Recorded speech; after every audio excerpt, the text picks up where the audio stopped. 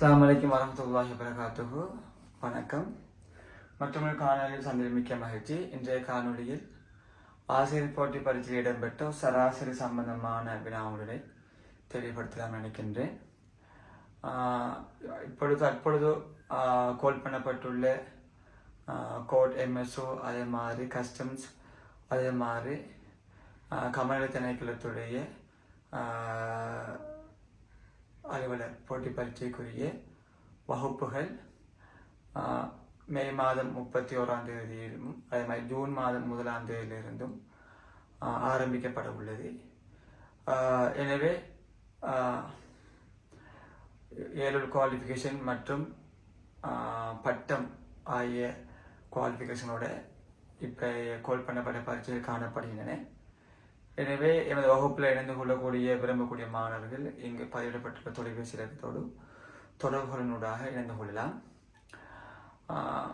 நுண்ணறிவில் மிச்சம் லோவான மாணவர்களுக்கும் மிச்சம் கவனம் எடுத்து தலைப்பு ரீதியாகவும் மாடல் பேப்பர் ரீதியாகவும் அண்மை கால வினாக்களையும் அது எவ்வாறு அணுகிறது, எவ்வாறு விரைவாக வினாக்களுக்கு ஐடியா எடுத்து அப்ளை பண்ணுறது சம்பந்தமான நுணுக்கங்கள் நமது வகுப்பில் கலந்துரையாடப்படுகின்றது.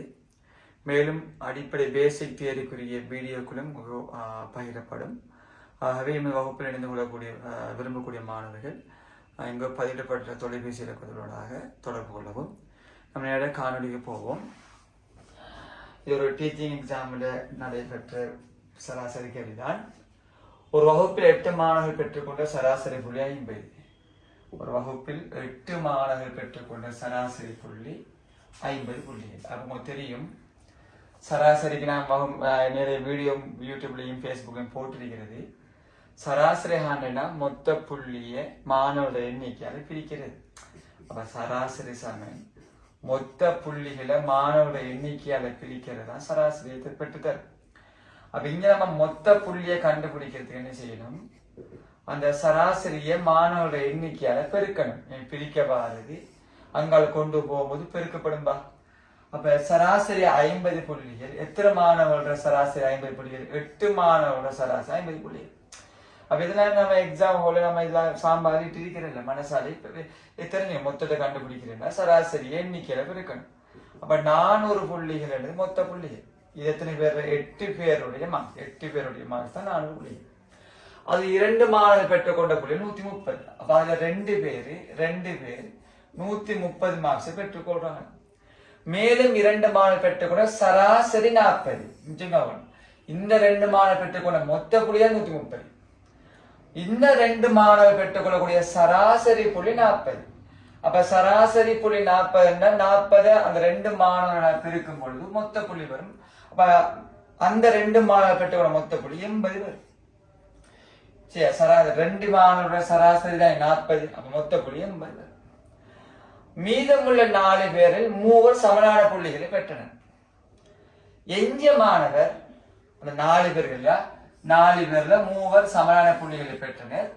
எஞ்சிய மாணவர் சமனான புள்ளிகளை பெற்றவர்களின் புள்ளியை விட 10 கூடுதலாகும் எனில் அவரின் புள்ளியா. அப்ப இந்த 4 பேருடைய ஃபெஸ்டுக்கு இந்த 4 பேருடைய மார்க்ஸை கூட்டினா நமக்கு 210 வரும் இல்லையா? அப்ப மொத்தம் 400 புள்ளியிலிருந்து 210 கழிச்சோம்னா 400 புள்ளியிலிருந்து இந்த 4 பேருடைய 210 மார்க்ஸை கழிச்சோம்னா 290 வரும். இல்ல 190 வரும் இல்லையா? மீதமாக நமக்கு எத்தனை வரும்? 190 மீதம் வரும்.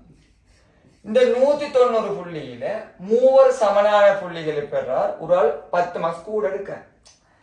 அப்ப என்ன? 3 சமனான புள்ளிகள்னா ஒரு ஆளுக்கு எக்ஸ் புள்ளினா 3க்கு 3 எக்ஸ் புள்ளி.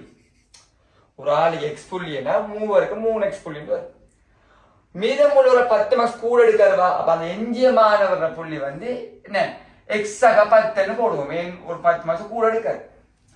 அப்ப இந்த 192 இந்த 3 சமனான புள்ளி 3x-உம் எஞ்சிய மாணவர் 10 மார்க்ஸ் கூட வாரக்கூடிய புள்ளி இதை போடணும்.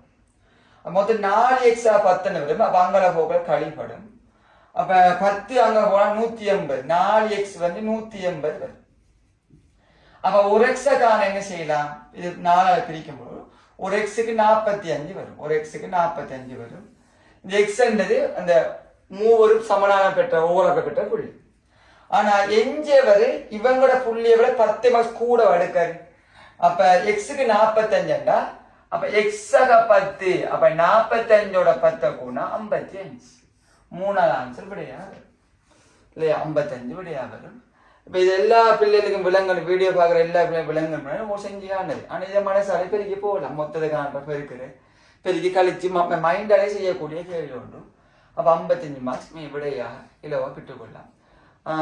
அப்ப சராசரி கேள்வியும் அண்மை காலத்துல ஒரு கேள்வி வந்திருக்கு டீச்சிங் எக்ஸாம்ல. அப்ப பிரின்சிபல் சேஷு எழுதக்கூடிய ஆட்களுக்கும் எதிர்பார்க்கலாம்.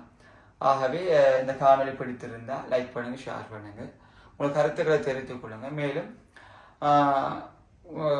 நுண்ணறிவில் உழைச்சார்பில் சிரமப்படக்கூடிய மாணவர்களுக்கும் அடிப்படையிலிருந்து அழகு ரீதியாகவும் மாடல் பேப்பர் ரீதியாகவும் எவ்வாறு விரைவாக அந்த ஐடியாவை எடுத்துக்கொள்றது, எவ்வாறு ஆன்சரை வச்சு ஆன்சர் எடுக்கிறது, அப்படியா அல்லது சாம்பாடை வச்சு ஆன்சர் எடுக்கிறது, எந்தெந்த கேள்விக்கு எப்படி அப்ளை பண்ண வேண்டிய எல்லா நுணுக்கங்களும் சொல்லித்தரப்படும்.